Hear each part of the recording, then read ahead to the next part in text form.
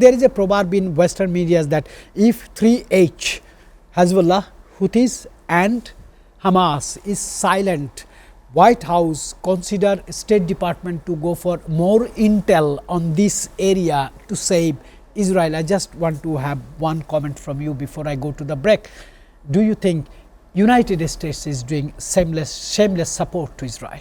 We'll see how shameless they are in the upcoming UNGA, as the world will definitely call out this massive issue that's been running for so long, and how the United States have supported Israel.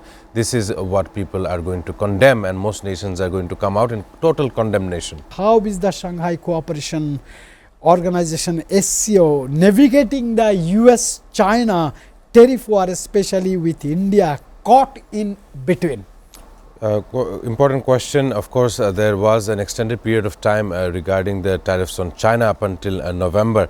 But I think that is set to be changed, as we see the leaders of China, Russia and of course India were taking place alongside other respective nations. We've seen Iran as well.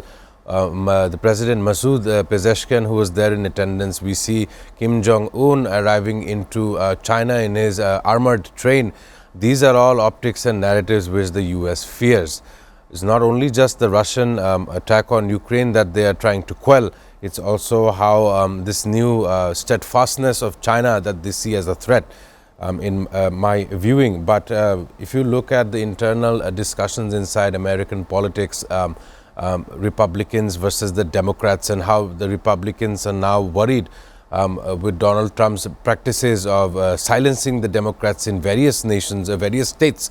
If you look at their aggression towards Venezuela, country rich in oil reserves, a country which has close ties with Russia and other oil exporting nations like Saudi Arabia.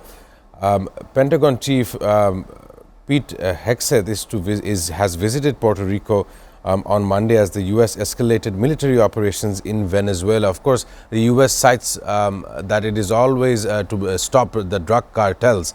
But my question would be, would you need 7 destroyers set in the Caribbean to quell such nominal issue, or is there any other grander issue at stake which the America sees interest in? Now, if you look online, we see that when America discovers any kind of oil reserve any place in the world, they claim that that place needs freedom.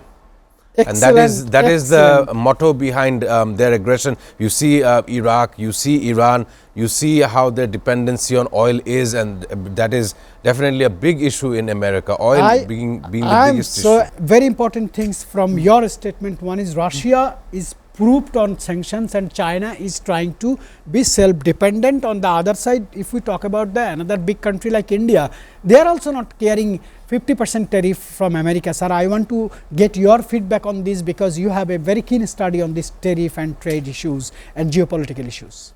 Well, America had made sure that old foes became friends between China and India, and today there is a growing pattern amongst the 70 nations that America has tariffed, which the court in America says that Donald Trump's movement is hence illegal. His imposition of tariff on other foreign nations is deemed illegal by the US court. So this is one win for the court and another loss for the US administration, or of course Donald Trump's administration.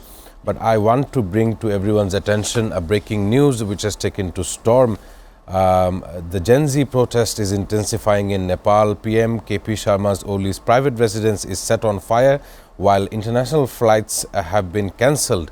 Various ministers are being airlifted away to safer locations in Nepal. I'm pretty sure you can remember what happened in August of 2024 in Bangladesh. Do you find similarity? There is massive similarity, where the ordinance and the government of Nepal has taken its people for granted. And once the establishment or any establishment in the world does that, I'm pretty sure a revolution takes place. A similar situation happened in Bangladesh. It took us 36 days to arrive at that kind of conclusion. We look at Indonesia. A member of working society was murdered by the enforcement. It was run over by a car. It has sparked major island-wide, nationwide protests. Today, it's not the death of any one single person in Nepal. It is the state-run ability to allow social media access to the numerous pollution. I apologize, sir. Do you have any speculation that any other country might be the threat of Gen Zs? Thanks for the question. To my understanding, I realize that India being our very closest neighborhood, and their country is, it has a long-running Prime Minister. I'm pretty sure it's his third term, if not fourth. And the southern Indian states, the Tamil Nadu states, they don't see eye to eye with all the rhetorics, narratives and rules and regulations with the BJP, which is currently running in India. So I wouldn't want to see something of such a sort happening anywhere else, but the people have raised their voice, and I'm sure when the Gen Z is to raise their voice, it is a matter of concern in our region, especially because now it is taking a shape of a pattern.